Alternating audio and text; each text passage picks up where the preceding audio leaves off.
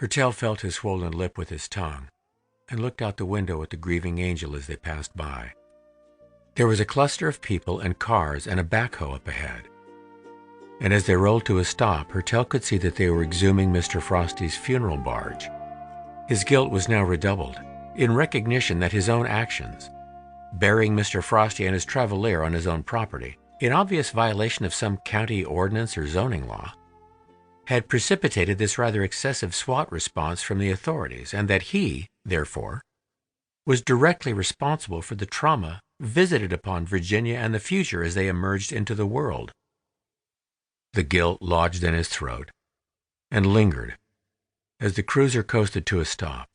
He could see Kay in the back of the other car. Her shoulders were square, her head held high. He knew this pose. She was praying. The deputy got out of the cruiser, slammed the door, and approached a knot of deputies and SWAT guys standing a short distance away, near what appeared to be an army tank. They were talking amongst themselves and would occasionally look back toward Hertell, who watched as a hazmat-suited person lowered himself into the shallow pit with a square-blade shovel. Hertell had lost track of time again. He was almost positive it was the same day he'd gone to Costco and gotten all the sunglasses, and Kay and the other woman came to talk to him about the casino. But so much had happened that he kept thinking that much more time had passed. The tasering had evidently energized his copper slivers, which contributed to his confusion. The car door opened and he was invited out. The deputy helped him out of the car and led him over to the excavation and the archaeological party. Hertell recognized one of them. He had visited the grave of the police dog, and Hertell remembered that they had a very pleasant and wide-ranging conversation. The group was looking down into the pit expectantly. Most of the dirt had been cleared away, revealing the scratched and scarred roof of the Travelier, where a hazmat suit stood and then called up to them with his professional appraisal. "It's a trailer." Hertell addressed the group.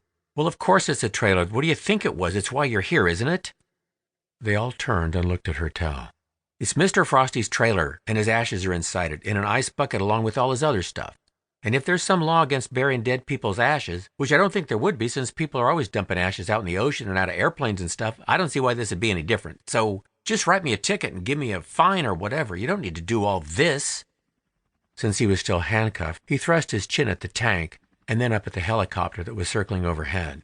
"Doesn't this seem kind of excessive to you?"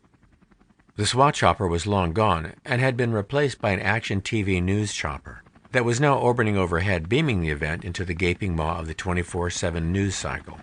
Shaky aerial shots of people in a large pit, standing meekly in rows amid piles of glittering costumes and SWAT team members and their dogs, accompanied by the confident play-by-play conjecture of the reporter. "It appears to be a large group of what appears to be people, well over 100 by my estimation, possibly 1,000. In what appears to be an amphitheater of some kind. We're not sure what they've done, but it must be something serious based on the police presence and show of force. It appears they're being searched for weapons." Hertell addressed them. "I mean, for hell's sake, where's your sense of proportion? All those people on Whisper Hill you yelled at and pointed guns at and treated like shit. For what? For coming up out of the ground, like there's some law against coming up out of the ground?" He stopped suddenly, struck by a thought. "Are the casino Indians behind all this?" Orban looked at Roy and Reuben, and then Hertell. "I can assure you they are not. You are now looking at who is behind all this." He stepped behind Hertell and busied himself removing the handcuffs. "You are the owner of this property, I presume, Hertell Daggett?" "Hertell Jr., yes. Hertell Sr. is dead." "And we've met once before, haven't we?" "Yeah, you came to see your dog and we talked, and we had a very pleasant and wide-ranging conversation." "Yes, I remember it well." Orban finished removing the handcuffs and then stood before Hertell and looked him in the eyes. "We seem to have made a mistake, Hertell, and you have our sincere apology. You are free to go." Hertell rubbed his wrists, nodded at Orban, and then with complete and unmistakable sincerity said, "Thanks, and nice seeing you again, too," and then took off in a sprint in the direction of Whisper Hill.